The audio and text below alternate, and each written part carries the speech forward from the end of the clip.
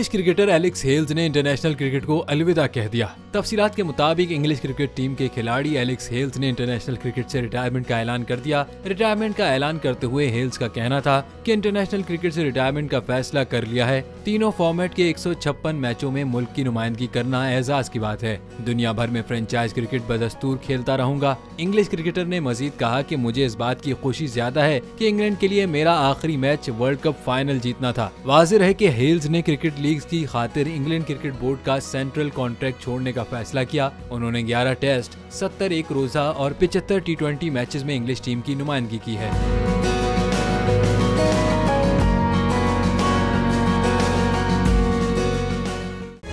तारीख का अमीर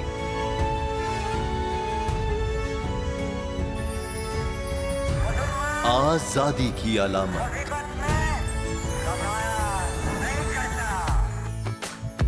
हुस्न का आईनादार, फिक्रो नजरिए की अक्कास,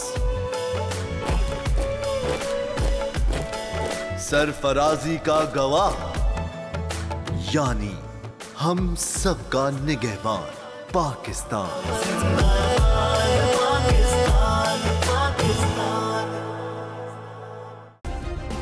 सब्सक्राइब करें और बेल दबाएं ताकि कोई खबर रह न जाए।